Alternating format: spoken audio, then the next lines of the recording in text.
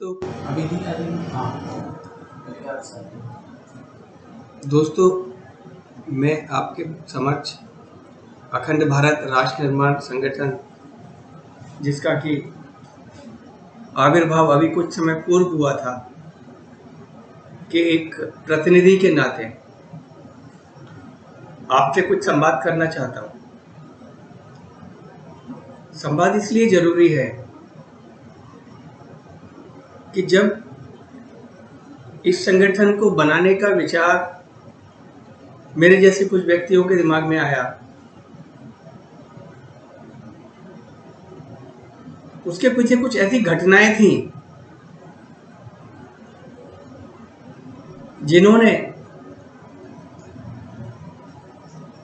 हमसे एक सवाल पूछा कि इस समाज में रहते हुए हमने अपनी जिंदगी के लगभग 30 से लेकर 40 साल समाज में रहते हुए गुजारे।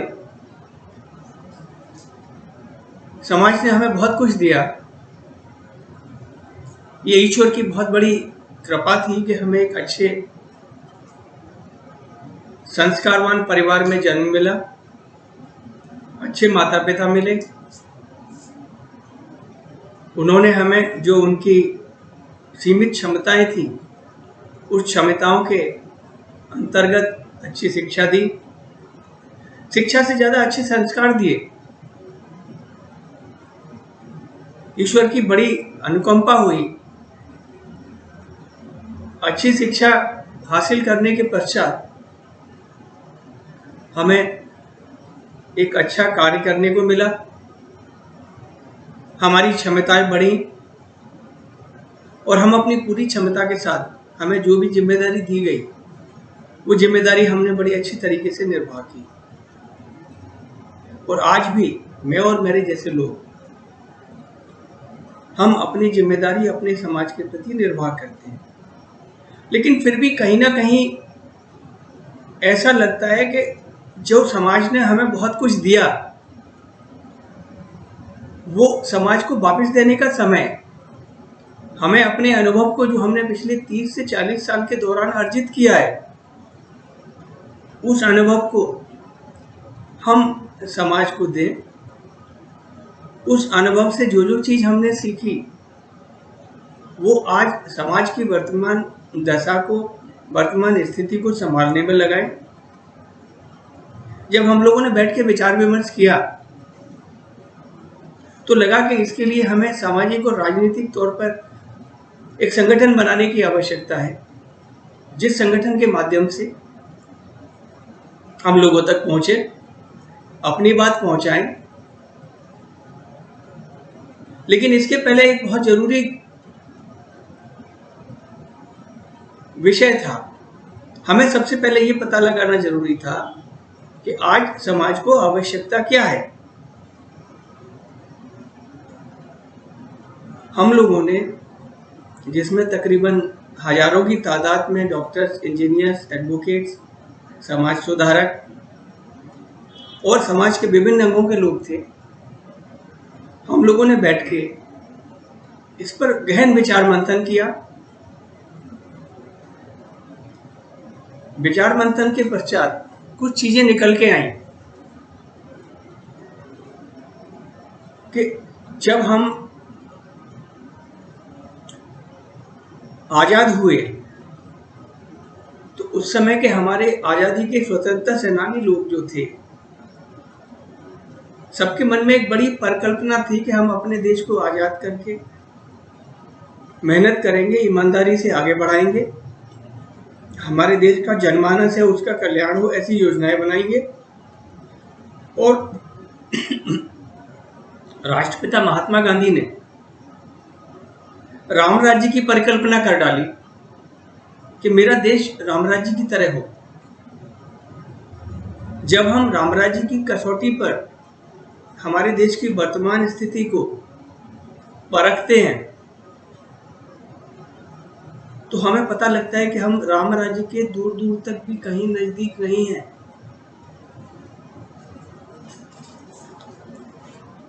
राम राज्य क्या था? राम राज्य मर्यादा पुरुषोत्तम भगवान राम का राज्य था।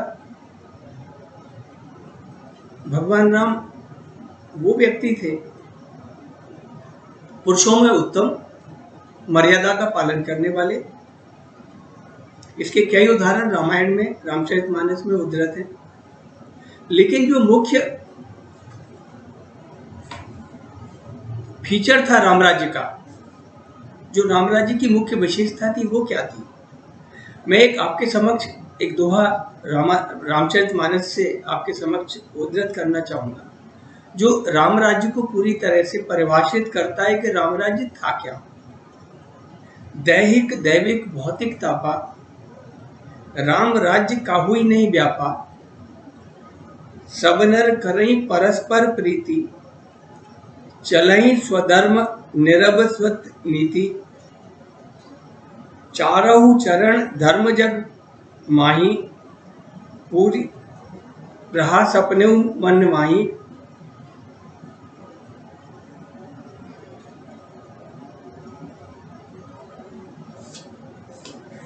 राम भगति नर अरुणर नारी, सकल परम मति के अधिकारी, अल्प मृत्यु ने कबो ने पीरा, सब सुंदर सब निरजु शरीरा, नहीं दरिद्र कोई दुखी न दीना, नहीं को अवध न लच्छर हीना। इसमें सबसे महत्वपूर्ण बात है कि धर्म के चारों चरण। अब धर्म के चारों चरण कौन से थे जिनका पालन होता था? ये था सत्य, सोच, दया और दान।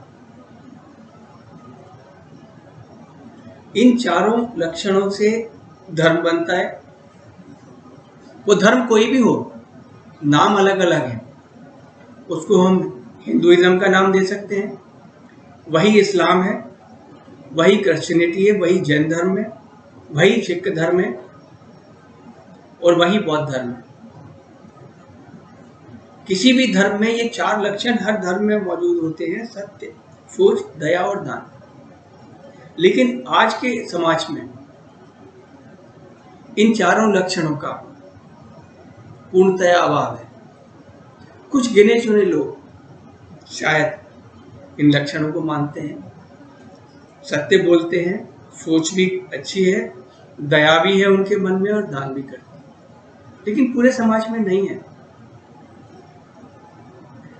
अब हम सोचते हैं कि ये चारों लक्षण हमारे समाज में क्यों, कहां चले गए, कहां विलुप्त हो गए? तो नतीजा ये निकला कि जब आजादी आई तो उस समय हमारे जो अग्रज शीर्ष नायक थे, महात्मा गांधी, पंडित जवाहरलाल नेहरू, उस समय तक एक ईमानदारी थी। लेकिन धीरे धीरे ईमानदारी का अंश कम होता चला गया। योजनाएं बनी, ऐसा नहीं है काम नहीं हुआ। जिस समय देश आजाद हुआ, इस देश में एक सुई भी नहीं बनती थी। एक सुई भी यहाँ इस देश में इंपोर्ट होके आती थी, बाहर से आयात होके आती थी। तो पिछले 70 सालों में सतत सरकारों ने काफी प्रयत्न किए, उद्योग लगे, टेलीकम्युनिकेशन में विकास हुआ, सर्विस सेक्टर का बहुत बड़ा विकास हुआ, लेकिन मानवीय स्तर पर और अगर हम चरित्र की ये चार चरण वाले, इनकी गिरावट आती चली गई। सत्य बिल्कुल विलोप हो गया। मुझे याद है अपने बचपन का, जब हम छोटे थे तो समाज में एक सच्चे व्यक्ति की, शिक्षक की बहुत आदर होता था। क्यों? क्योंकि शिक्षक निस्वार्थ काम करता था, बच्चों को अच्छी शिक्षा देता था, अच्छे आदर्श सिखाता था। उसके बदले में समाज शिक्षक की बहुत इज्जत करता था। वो हमारे भविष्य का निर्माता था। लेकिन धीरे धीरे धीरे धीरे शिक्षा व्यवसाय बनता चला गया। राजनीति एक सेवा थी। राजनीति में जो आता था एक व्यापार नहीं था। समाज में बुरे काम की आलोचना होती थी, सत्य और ईमानदार आदमी की इज्जत होती थी। लेकिन धीरे धीरे पैसे का महत्व समाज में, रुपए का महत्व बढ़ता चला गया। जब रुपए का महत्व बढ़ा तो आदमी ने, समाज ने ये देखना बंद कर दिया कि किसी के पास रुपया कैसे आया, तरीका गलत है या सही है। लेकिन रुपए का महत्व धीरे धीरे बढ़ता चला गया, चरित्र का महत्व कम होता चला गया, सच्चाई का कम होता चला गया, दान की भावना खत्म हो गई, दया की भावना खत्म हो गई। आज स्थिति ये है, जब बच्चा पैदा होता है तो पहले दिन से उसे बच्चे को ये पाठ पढ़ने को मिलता है कि भ्रष्टाचार जिंदगी जीने का तरीका है, बिना पैसे दिए देश में कोई काम नहीं होता। अगर आप एक रिपोर्ट लिखाने पुलिस स्टेशन जाते हैं तो बच्चे को ये सिखाया देता है कि पुलिस का अधिकारी आपसे कुछ बिना लिए दिए आपकी रिपोर्ट को नहीं लिखेगा। किसी का एक्सीडेंट हो जाता है तो लोग उस घायल व्यक्ति को अस्पताल पहुंचाने से डरते हैं, क्योंकि उनको लगता है कि कहीं कल उनको पुलिस आके तंग करेगी। पुलिस के आने से सुरक्षा होना चाहिए, लेकिन सुरक्षा नहीं, डर महसूस होता है। किसी के घर पे अगर पुलिस आ जाए तो लोग उसको शंका की नजर से देखते हैं कि तुम्हारे घर पुलिस क्यों आई थी। वजह एक ही है, सच और ईमानदारी का महत्व कम हो गया और उसकी इज्जत कम हो गई। हमें सच और ईमानदारी की इज्जत करनी होगी। सच और ईमानदार लोग बड़ी मुश्किल से मिलते हैं आज के समाज में। अगर मिलता है तो उसको हमें बहुत सम्मान करना चाहिए, इज्जत देना चाहिए। और अगर हम ईमानदार की इज्जत शुरू कर देंगे, सच की इज्जत शुरू कर देंगे, तो सच्चाई जीतने लगेगी, बुराई हारने लगेगी। रामायण भी सच और झूठ की लड़ाई थी, ईमानदारी और बेईमानी की लड़ाई थी। भगवान राम सच की तरफ थे, रावण बेईमानी और गलत की तरफ था। अंत में सच जीता, बेईमानी हारी। यही चीज महाभारत में हुई, यही चीज ईसा मसीह के साथ हुई। तो अंत में सच जीतता है, लेकिन जब तक हम प्रयास नहीं करेंगे तो सच जीतेगा कैसे? हमारी आज की पूरी नस्ल, उसको पता ही नहीं है सच क्या होता है। उसे तो ये पता है कि जब चुनाव होता है तो वोट देने के लिए तरह तरह की पॉलिटिकल पार्टी आती हैं, वो अपने तरीके से वोटर को लुभाती हैं। वोटर उनके लुभावने वायदों में आ जाता है या संसाधन में आ जाता है और वोट दे देता है। 5 साल के लिए अपने अधिकार को बेच देता है, जो कि प्रजातंत्र में उसका बहुत बड़ा हथियार है। अपने हथियार को, अपनी जिंदगी को 5 साल के लिए उस राजनीतिक पार्टी के पास गिरवी रख देता है। वो राजनीतिक पार्टी देती है कि मैंने तो इसको कुछ देके खरीदा है, मुझे पूरा अधिकार है कि 5 साल में इसका अच्छी तरीके से दोहन कर सकूं। तो ये सारी चीज जब हमने सोची तो हमें लगा कि इसका हल क्या है। 3 मुख्य चीजें निकल के आई। सबसे बड़ी चीज है कि हमें अच्छी शिक्षा, वो शिक्षा जो दिल्ली या बॉम्बे के सबसे अच्छे स्कूलों में दी जाती है, वो शिक्षा गांव के छोटे से छोटे गांव के छोटे से छोटे स्कूल के हर बच्चों को पहुंचाने की आवश्यकता है। और वो शिक्षा खाली आज की किताबी शिक्षा ना हो। हम जब राम राज्य की संकल्पना करते हैं, राम राज्य की परिकल्पना करते हैं, तो शिक्षा में सबसे महत्वपूर्ण चीज है कि चरित्र निर्माण। एक बच्चे का चरित्र निर्माण हो। हमारी शिक्षा आधुनिक तो हो, लेकिन उसके साथ वैदिक शिक्षा भी हो, जो हमारी संस्कृति, हमारी कला व हमारे इतिहास को, सही इतिहास को लोगों तक पहुंचाए। हमारे पूर्वजों ने क्या किया। हमारा इतिहास बहुत समृद्ध है, लेकिन अंग्रेजों ने हमारे इतिहास को दूषित कर दिया। इतिहास उन्होंने अपने आप से लिखा। इतिहास हमेशा जीतने वाला लिखता है। जितने भी आतताई, जितने भी आक्रमणकारी हमारे देश में आते गए, उन्होंने इतिहास को अपने अपने हिसाब से लिखा। अंग्रेजों ने भी अपने हिसाब से लिखा। तो अब हमें अपने इतिहास को सही करने की भी आवश्यकता है, ताकि हम हमारे भारतवर्ष का सही इतिहास हमारे बच्चों को सिखाएं, हम उन्हें आधुनिक शिक्षा दें, उनके अंदर एक अनुसंधान करने की प्रवृत्ति को लेके आए। हमारे प्रधानमंत्री बड़ी अच्छी बात की उन्होंने कि देश आत्मनिर्भर बने, लेकिन कोरी बातों से तो आत्मनिर्भरता नहीं आती। हमें आत्मनिर्भर बनाने के लिए सबसे बड़ी चीज होती है, बच्चा जब पैदा होता है तो उसके अंदर हमें एक अनुसंधान की प्रवृत्ति को जन्म देना होगा और अनुसंधान करने के लिए संसाधन उपलब्ध कराने पड़ेंगे। आप किसी भी वैज्ञानिक का इतिहास उठा के देख लीजिए, उसकी जीवनी उठा के देख लीजिए, वो सामान्य लोगों में से ही निकला था। फेरो कंक्रीट, न्यूटन, आइंस्टाइन, हमारे देश के डॉक्टर हरगोविंद खुराना, जगदीश चंद्र बसु और लेटेस्ट हमारे पूर्व राष्ट्रपति डॉक्टर अब्दुल कलाम बड़े हम्बल बैकग्राउंड से आए थे। डॉक्टर कलाम तो गीता के बहुत अच्छे ज्ञाता थे, एक आध्यात्मिक व्यक्ति। तो हमें बच्चों को शिक्षा अध्यात्म और साइंस के, अध्यात्म और विज्ञान के सामंजस्य की देनी है। जब हम बच्चे को अच्छी शिक्षा देंगे, उसका चरित्र निर्माण करेंगे, एक सच्चाई और ईमानदारी की नींव उसके चरित्र में डालेंगे, तो 20 साल के अंदर एक नई नस्ल तैयार कर लेंगे जो ईमानदार होगी, जिसका चरित्र होगा, जो अपने देश से प्यार करेगा और देश में राम राज्य की स्थापना की कोशिश करेगा। राम राज्य खाली ये नहीं है कि वो राम राज्य किसी हिंदू का होगा या किसी एक धर्म का होगा। यहाँ राम राज्य एक वे ऑफ लाइफ है, एक जिंदगी जीने का तरीका है। अभी आप देखिए, हिंदू धर्म की बहुत सारी चीज दुनिया ने बड़ी अच्छी तरीके से स्वीकार की। जब कोविड-19 फैला, लोग हाथ मिलाते थे। अब हमारे हिंदू धर्म में नमस्ते कहने की परंपरा है।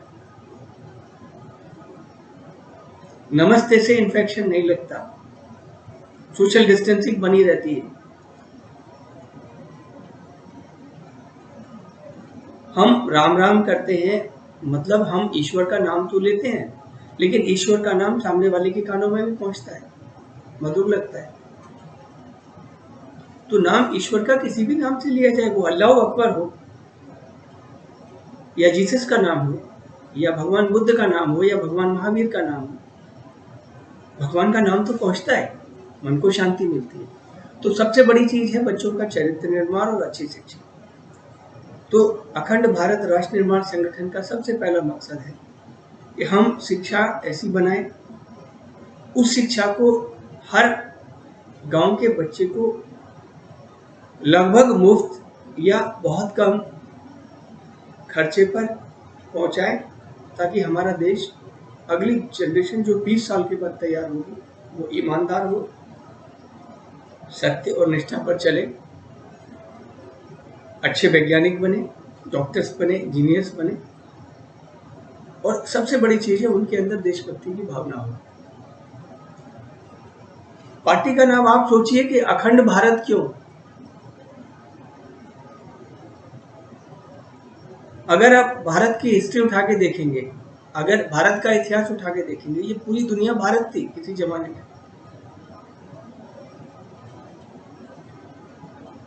उसके बाद इसके बहुत सारे नाम बदलते गए, लोग आते गए, टुकड़े होते चले गए। परिकल्पना ये है कि हम वो पुराना स्वरूप फिर से प्राप्त करें, लेकिन ये एक दिन में नहीं होता। इसके लिए हमें दशकों और सदियां मेहनत करनी पड़ेगी। जब हम दशक और सदी मेहनत करेंगे तो शायद हम वो टारगेट या वो हमारा मकसद भी किसी दिन हासिल कर। अब ये शिक्षा एक चीज हुई। दूसरी समस्या जो इस समय देश की बहुत बड़ी है, बेरोजगारी। हमारे देश की लगभग 70% जनता, 70% लोग खेती पर उनका जीविका आधारित है। खेती हमारे यहाँ सदियों से होती चली आ रही है। बीच बीच में काफी अच्छे प्रयास हुए। 1970 में जब श्रीमती इंदिरा गांधी प्रधानमंत्री थी, हरित क्रांति का नारा आया, उस पर काम हुआ। उसके पहले जब 1965 में लड़ाई हुई थी तो हम गेहूं के एक एक दाने के लिए मोहताज हो गए थे। अमेरिका और मैक्सिको से लाल रंग का गेहूं इंपोर्ट किया गया था, खाने में वो तकलीफ देता था, लेकिन क्या करें, मजबूरी थी। हमारा देश अन्न के मामले में आत्मनिर्भर नहीं था। हरित क्रांति के नारे से देश आत्मनिर्भर बना। डॉक्टर कुरियन ने ऑपरेशन फ्लड चलाया, दूध के मामले में हमारा देश आत्मनिर्भर बन गया। अब इस समय सबसे बड़ी समस्या है विस्फोटक बेरोजगारी। अब और बेरोजगारी के साथ दूसरी बड़ी समस्या है गांव से शहरों की तरफ पलायन। ये समस्या कोविड-19 बीमारी के समय बहुत अच्छी तरीके से स्पष्ट होकर हमारे समाज के सामने आई। करोड़ों की तादाद में लोग जिनको अपने गांव में और अपने शहरों में रोजगार उपलब्ध नहीं था, उन्होंने शहरों की तरफ पलायन किया, महानगरों में आए, दिल्ली, बॉम्बे, कलकत्ता, मद्रास, बेंगलोर जैसे शहरों में, और मझले शहर जैसे इंदौर, लखनऊ, कानपुर, अहमदाबाद वगैरह। जब लॉकडाउन किया, रोजगार एकदम बंद हो गया। सरकारों ने हालांकि कोशिश की, खाना दिया, रहने का स्थान दिया, लेकिन कब तक? खाने और रहने से तो काम नहीं चलता, उनका परिवार गांव में रहता है। थोड़ा बहुत पैसा भी दिया, लेकिन वो पर्याप्त नहीं था। तो हमें वो रोजगार डेवलप करने की जरूरत है जिससे हमारे देश के युवा वर्ग को अपने गांव या अपने शहर में रोजगार मिले। ये तभी संभव है जब हम हमारे देश की कृषि का विकास करेंगे। इस पे भी हमने हमारे चूंकि काफी साथी एग्रीकल्चर साइंटिस्ट हैं, सिविल सर्विस के अधिकारी हैं, जिन्होंने 25, 30 साल, 35 साल, 40 साल भारत सरकार की और राज्य सरकारों की IAS ऑफिसर की तरह सेवा की है। उनका अपना अनुभव है। जब हमने सबसे अनुभव और काफी देशों की एग्रीकल्चर पैटर्न को स्टडी किया, अमेरिका का, ऑस्ट्रेलिया का, इजराइल का, और हमने जब अपनी जमीन को स्टडी किया तो हमें पता लगा कि हमारी जमीन में कोई कमी नहीं है, खाली हमारे तरीकों में कमी है। हमारी सरकारों ने सतत तौर पे हमारी कृषि भूमि को विकास करने का प्रयास नहीं किया। नारे दिए, बातें की बहुत सारी, लेकिन भूमि का विकास करने का प्रयास नहीं किया। तो हमारी जो यहाँ रोजगार को उपलब्ध कराने की जो योजना है, इसके 3 बिंदु हैं। सबसे पहला है भूमि का सुधार। बादशाह अकबर के समय राजा टोडरमल ने एक रिवॉल्यूशन किया था भूमि का चकबंदी और भूमि की। उस समय उन्होंने जितनी भी भूमि भारत की थी, सारी भूमि को खसरा खतौनी सिस्टम में बांट दिया। हर भूमि को एक खसरा और खतौनी नंबर दिया, और वो आज तक चला आ रहा है। अब हमें एक दूसरे राजा टोडरमल की आवश्यकता है, जो हम लोगों में से कोई निकल के आएगा। हमें एक दूसरे ऐसी, जिससे हम अपनी सारी जमीन की टेस्टिंग करें, इस देश की जितनी जमीन है उस टेस्टिंग करके उसकी उर्वरक शक्ति का पता लगाएं, क्योंकि लगातार फसल करने से उर्वरक शक्ति कम होती है। उस उर्वरक शक्ति को वापस लाने के लिए हम जैविक तथा रासायनिक खादों का मिश्रण या उसका एक कॉम्बिनेशन बना के हम उसकी उर्वरक शक्ति वापस लाएं। इसके लिए हमारे पास एक साइंटिस्ट की बहुत बड़ी टीम है। वो कृषि वैज्ञानिक इस सब में मदद करेंगे। तो सबसे पहला काम होगा कि भूमि की उर्वरक शक्ति, भूमि की टेस्टिंग करना और उसके बाद उसकी उर्वरक शक्ति को वापस लेके आना। इसके पश्चात दूसरी महत्वपूर्ण चीज है, क्योंकि कृषि जमीन तैयार होने के बाद दूसरी आवश्यकता होती है जल संसाधन। हमारे देश में जल संसाधन की कमी नहीं है, लेकिन उसका सही तरीके से दोहन और उपयोग नहीं हो पाता। तो जल संसाधन का सही तरीके से दोहन, उपयोग, वाटर मैनेजमेंट, तीसरी चीज है, हमारे पास जमीन भी हो गई, जल संसाधन का भी हमें पता लग गया कि एक जमीन में जल संसाधन कितने हैं। अब जमीन और जल संसाधन के हिसाब से, क्योंकि हमारे देश में जो वर्षा का पैटर्न है वो 5 इंच से लेके 100-125 इंच तक बारिश होती है, तो कृषि को डिसाइड किसी भूमि में कौन सी फसल होनी चाहिए, ये तीसरा फैक्टर उसको डिसाइड करे कि 5 इंच की बारिश वाले क्षेत्र में कौन सी फसल बोई जाए, 10 इंच बारिश वाले क्षेत्र में कौन सी फसल बोई जाए, 20 इंच में कौन सी, 50 इंच में कौन सी और 100 इंच में कौन सी। ये हमारा कृषि वैज्ञानिक निर्णय ले सकता है और हमारे कृषकों को, हमारे कृषक भाइयों को इसकी सूचना, इसकी जानकारी दे सकता है। इसके बाद अगली आवश्यकता है, अगर हम कृषि को डेवलप करना चाहते हैं तो हमें अपने कृषि कानून में बदलाव लाना पड़ेगा। हमें कृषि को उद्योग का दर्जा देना होगा, कृषि को बहुत सारी सुविधाएं देनी होंगी, ताकि चूंकि हम आधुनिक उपकरण लेके आएंगे, लेकिन आधुनिक उपकरण काफी महंगे आते हैं। एक छोटा 1 एकड़, 2 एकड़ और 5 एकड़ का किसान उन उपकरणों को का खर्चा नहीं वहन कर सकता। इसके लिए हमें बड़े बड़े फार्म हाउस बनाने पड़ेंगे, जो 100 एकड़, 200 एकड़, 500 एकड़, 1000 एकड़, जिसके लिए हमें या तो सोसाइटी स्तर पे काम करना पड़ेगा, जैसा गुजरात में हुआ या और बहुत से राज्यों में हुआ, और जब हम सोसाइटी या कंपनी बनाएंगे, उस कंपनी के मालिक किसान ही होंगे, लेकिन उस कृषि कंपनी को मैनेज करने का कार्य एग्रीकल्चर साइंटिस्ट करेंगे और उसकी मार्केटिंग का काम IIM ग्रेजुएट्स करेंगे। क्योंकि आज एक बहुत बड़ी समस्या है, कृषक पैदा तो कर लेता है लेकिन उसको उचित दाम नहीं मिल पाता। तो एग्रीकल्चर साइंटिस्ट, और हर कृषक को अपने फील्ड में काम करने का मौका मिलेगा, उसकी तनख्वाह हो सकती है और फायदे में उसका डिविडेंड उसको मिलेगा, लाभ मिलेगा। तो इस प्रक्रिया में अगर हम काम करते हैं तो एक किसान को लगभग 1 एकड़ में 4 लाख रुपया सालाना की उपलब्धि होगी। तो किसान को ना तो किसी सरकार की दया का पात्र होना पड़ेगा, कोई राजनीतिक पार्टी 7,000 रुपये सालाना की स्कीम लाती है, कोई 72,000 रुपये सालाना की स्कीम लाती है। किसान को भिखारी क्यों बनाए हम कृषक को? वो सक्षम है, खाली उसकी थोड़ी सी मदद कर दें कि वो अपना काम खुद कर सके।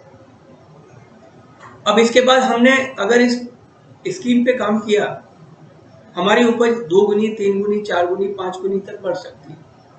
हमारी रिक्वायरमेंट खाली 1 गुना है, हमारे पास सरप्लस खाद्यान्न होगा, सरप्लस एग्रीकल्चर प्रोडक्ट होंगे। उसके लिए अगर हम हर 50 किलोमीटर पे इंडस्ट्रियल हब बनाए, उदाहरण के लिए आलू अगर आपका 5 रुपए किलो बिकता है, तो आलू से बना हुआ प्रोडक्ट 200 रुपए किलो, 250 रुपए किलो और 500 रुपए किलो जाता है। तो उसके पास में जब फैक्ट्रियां बनने लगेंगी तो गांव में हर एक के पास जमीन नहीं होती, जिनके पास जमीन नहीं होती उनको भी रोजगार मिलेगा, फैक्ट्री होंगी, वेयरहाउस होंगे, कोल्ड चेन होंगी, ट्रांसपोर्ट होगा। तो हर गांव में 10-15 हजार रुपए से लेकर 10-15 लाख रुपए महीने तक के रोजगार उपलब्ध होंगे। किसी भी व्यक्ति को अपने गांव के आसपास 50 किलोमीटर के क्षेत्रफल में रोजगार उपलब्ध होगा। ना शहरों के ऊपर प्रेशर पड़ेगा, ना ये प्रवासी भारतीयों की, प्रवासी मजदूरों की जो समस्या हमने इस कोविड-19 के समय देखी वो मिलेगी।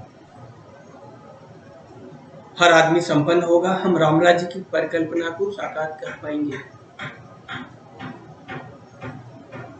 मेरी जो परिकल्पना है, हर आदमी के पास अच्छा पक्का बना हुआ घर हो, हर किसान के पास कार या जीप हो, वो अपने फार्म हाउस में अपने घर से सूट पहन के घर से बाहर निकले, अपने खेत में जब फील्ड में पहुंचता है वहां जाके डांगरी पहने, एयर कंडीशन ट्रैक्टर या मशीनों पे काम करेगा, लंच के समय अपना डांगरी उतार के लंच करेगा। शाम को फिर वापस जब अपना कार्य खत्म होगा अपनी गाड़ी उठाएगा, आपके गांव में क्लब होगा, आपके गांव में मॉल होगा, आपके गांव में स्पोर्ट्स के सारे साधन उपलब्ध होंगे, तो किसी शहर और किसी गांव में कोई फर्क नहीं रह जाएगा। कोई भी अपना गांव छोड़ के बाहर नहीं जाना चाहेगा।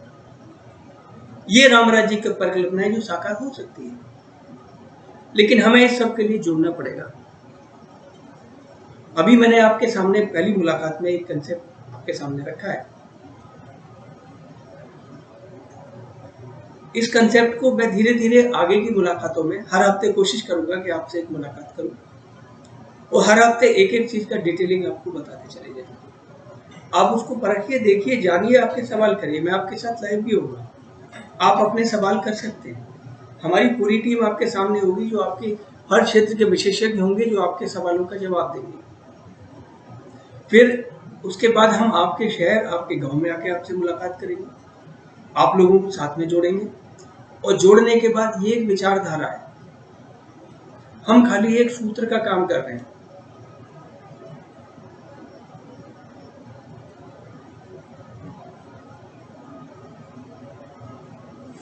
जब चंद्रवंश का साम्राज्य था और लोगों पर अत्याचार बढ़ रहे थे, तो आचार्य चाणक्य ने एक प्रण लिया, जब तक इस साम्राज्य को खत्म नहीं कर दूंगा, देश में जनतंत्र की स्थापना नहीं कर दूंगा, तब तक अपनी चोटी की गांठ नहीं खोलूंगा।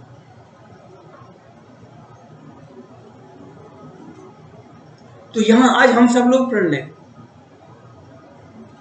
हम सच्चे मायने में जनतंत्र की स्थापना करें, सच्चे मायने में एक धर्मनिरपेक्ष भारत की स्थापना करें, जहां जाति और धर्म का कोई स्थान ना हो। जाति और धर्म हम अपने घर में रखें, हम अपने जाति और धर्म पे विश्वास करें, लेकिन किसी दूसरे की जाति और धर्म के बारे में कोई भी ऐसी टिप्पणी ना करें, किसी धर्म को छोटा ना बताएं, किसी की जाति को छोटा ना बताएं। हम सब समान हैं, ईश्वर ने हमें सबको एक जैसा पैदा किया। खाली फर्क इतना है कि किसी को शिक्षा मिली, किसी को नहीं मिली, और ये शिक्षा अगर हम सबके घर पहुंचा देंगे, हर व्यक्ति तक पहुंचा देंगे, तो ये जाति का और धर्म का भेदभाव देश से खत्म हो जाएगा। तो हमें खाली एक हमारा काम सूत्रधार की तरह, आचार्य चाणक्य ने चंद्रगुप्त तैयार किया, हम एक चंद्रगुप्त की पूरी फसल तैयार करना चाहते हैं ताकि देश में टैलेंट की कोई कमी ना रहे। ये देश एक व्यक्ति के नाम पे ना चले। आज देश में कोई पार्टी नहीं, एक व्यक्ति का राज्य है, उस व्यक्ति के नाम पे वोट दिया जाता है।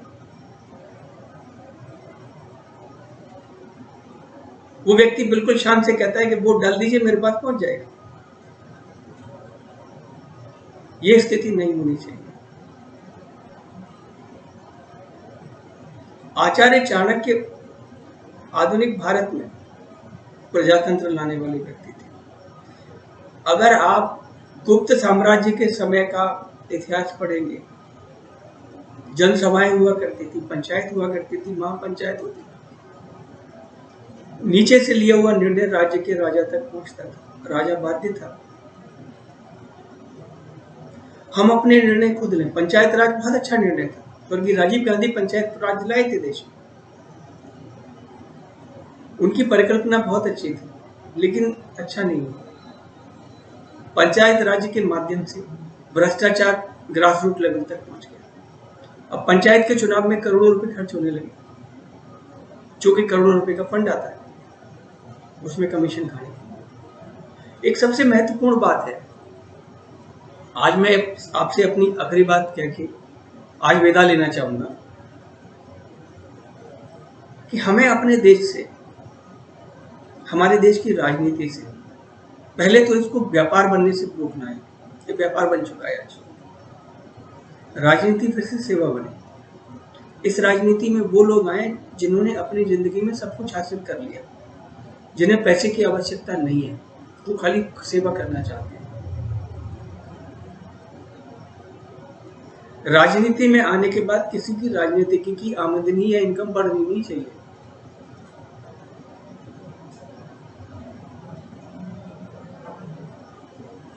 दूसरी चीज, स्वच्छ चरित्र के लोग राजनीति में आए, सेवा भावना से राजनीति का काम करें। वैसा राजनीतिज्ञ हो जैसे आचार्य चाणक्य थे, चंद्रगुप्त साम्राज्य के प्रधानमंत्री। किसी दूसरे देश से कोई राजदूत उनसे मिलने आए, चाणक्य अपने सिर पे पानी का घड़ा रख के कुएं से पानी भर के ला रहे। रास्ते में पूछा कि चाणक्य कहाँ रहते हैं प्रधानमंत्री, उन्होंने कहा घर का रास्ता बता दिया कि वहां रहते हैं। उसके बाद घर में गए, घड़ा रखा, अपना वस्त्र चेंज किया, उसके बाद आके बोले कि जी मैं चाणक्य। तो बोले आप महाराजा इतने बड़े प्रसाद में रहते हैं, महल में रहते हैं, और आप एक छोटी सी झोपड़ी में रहते हैं। तो बोले वो राजा है, मैं प्रधानमंत्री। हमारे देश में राष्ट्रपति राजा के स्थान पर है, देश के प्रमुख हैं, लेकिन प्रधानमंत्री आचार्य चाणक्य की तरह होना चाहिए। अब हम आचार्य चाणक्य की तरह प्रधानमंत्री चुनेंगे, उनका आचार विचार ऐसा ही होना चाहिए। हमारे देश में राष्ट्रपति भी इसी तरीके थे। डॉक्टर राजेंद्र प्रसाद के समय का एक किस्सा है कि किसी दिन उनके जूता फट गया था, जूते की आवश्यकता थी। उनके सेक्रेटरी ने उनसे बोला कि साहब जूता ले लीजिए। उन्होंने कहा ना गाड़ी भेजनी पड़ेगी, फालतू खर्च होगा, किसी दिन कोई बाजार जाएंगे तो जूता ले लेंगे। वो 15-20 दिन तक जूता फटा हुआ पहनते रहे, लेकिन जब उसके बाद बाजार गए तो लोग इतने मितव्ययी थे, हमारे राष्ट्रपति इतने मितव्ययी थे, सोचते थे देश के बारे में। लेकिन आज के शासक नहीं सोचते, लाखों रुपए की सूट पहनते हैं, दिन में 4 बार कपड़े बदलते हैं।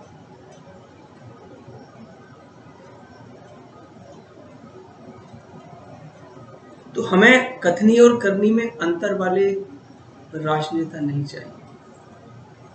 हमें वो शासक चाहिए, वो राजनेता चाहिए जो आचार्य चाणक्य की छवि हो, तन मन धन से देश को चलाए। दोस्तों, आज मैं इतना कहकर आपसे संवाद समाप्त करता हूँ, लेकिन बहुत जल्दी अगले हफ्ते आपसे मुलाकात करूंगा।